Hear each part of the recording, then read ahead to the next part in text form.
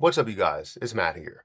So, in some previous videos that I made, maybe like 3 or 4 videos, I talked about an interesting topic, especially related to XRP holders, XRP investors, anybody that's interested in cryptocurrency, kind of, have gone across your desk or has come within your radar.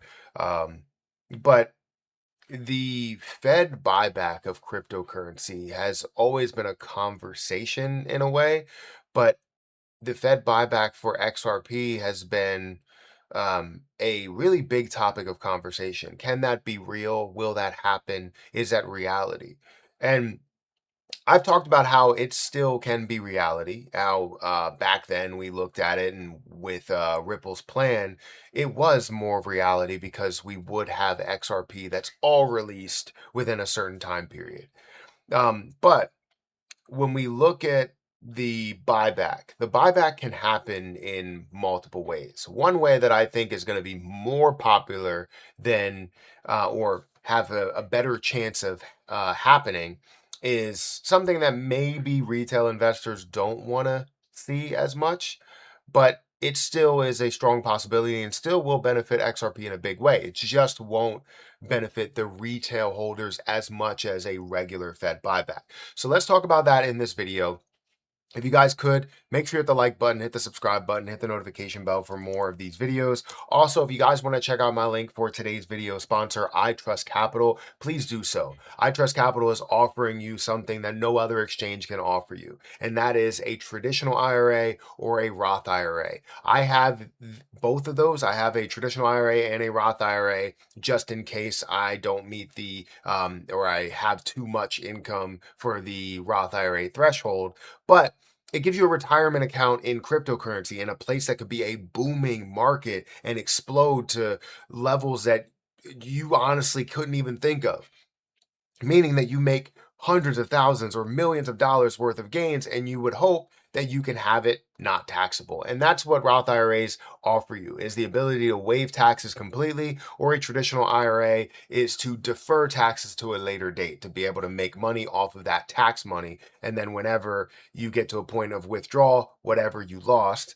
is whatever you end up paying taxes on, or whatever you made is whatever you end up paying taxes on. So feel free to check it out. Link for iTrustCapital will be down below. They'll also have a representative link if you want more information, but there's a lot of stuff to really go through, but it's really simple to understand, and their platform is simple to understand too. So definitely check it out. Link will be at the top of the description.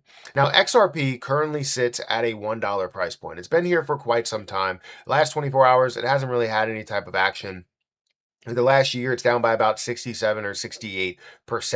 It's at a $62 billion market cap with about a $1 billion worth of volume, 63 billion in circulating supply from rounding up, and 99.98 billion coins in the total supply. Now, again, we're at a $1 price point. If you haven't seen the videos before of talking about a um, a Fed buyback, the prices could be astronomical if the Fed decided to buy back XRP from investors.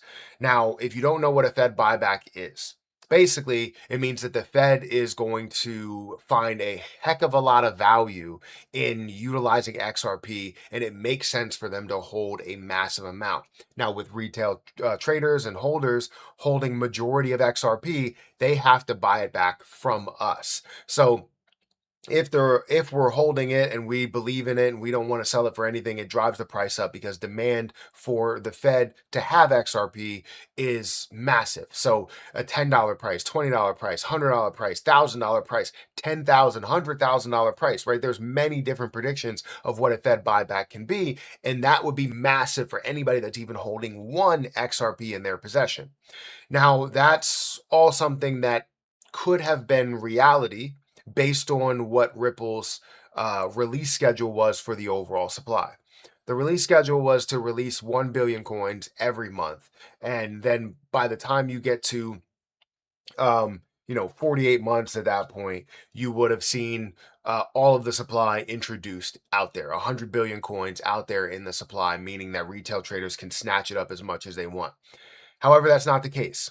Ripple has not released 1 billion a month. they've released 1 billion seemingly every 2 months, and then another billion in 5 months. And it's just been going on and on to where they haven't released as much as you think they would release.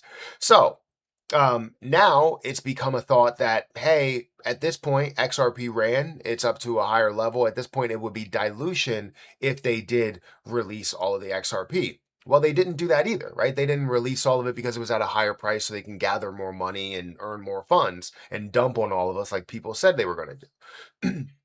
But they still have the supply that's out there.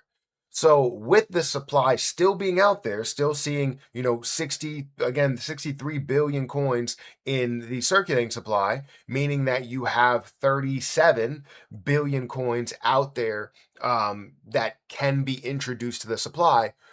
Will we still see a Fed buyback? And while you may think the answer to that is no, we could still see a Fed buyback. It just won't be in the way that retail traders want it. And in order to kind of break this down, I have to give you an understanding as to why the Fed or multiple governments would want to buy XRP. Ripple is utilizing their payment option in 300 different, or partnering with 300 banks, potentially utilizing their payment option across the board. Being able to utilize in cross-border payments and making it kind of desirable in a way, because we're going to be using XRP as much as we can. With that being the case, many Americans and many, people from the UK, from Canadians, from Mexico, from wherever, right, are utilizing XRP. Different countries would need different reserves, so they would have to own a certain amount of XRP, billions of XRP. Through the US, let's say 10 billion they would have to own. Well, they would have to need a reserve for that. So would they buy that from us, or would they then buy that from Ripple? And that would be kind of how you introduce it, but also have it held at the same time. So Ripple would introduce the 10 billion coins. However, they would sell it to the US, who is going to hold it. They would sell it to the UK, who's going to hold it. They would sell it to Canada, who is going to hold it, right? So that would be a way of seeing the Fed buyback actually happening, but it wouldn't be to what we want, to where they're buying directly from us and we're like, no, we're not selling back to you. Raise the price. No, we're not selling back to you. Raise the price even more. It's in demand. It doesn't matter. Raise the price even more. That's not how that's going, right? Ripple is most likely going to sell it to them for face value, if not cheaper, just to be able to hold it and have that being held for a long period of time and translate and communicate to banks being usable, right? So yes, the Fed buyback can happen. Yes, the Fed buyback is still alive. Is the Fed buyback going to result in a $10,000 price point, $100,000 price point? No, right? I don't think that's the case. Unless all of it gets introduced and we still need to utilize and gather more XRP and they need to buy it back from us, then yeah, in the long run, that could be the case. But I still believe that the strongest point for this and the strongest buyback that you can have from it would be directly from Ripple, which is in communication with governments, or at least the US government, to kind of see what can happen there. I don't know why my compass is up. So I thought that was interesting because I've mentioned the Fed buyback plenty of times and how that could be a major thing for us retail holders, but it still could be major. It just won't be as big of a price as we thought.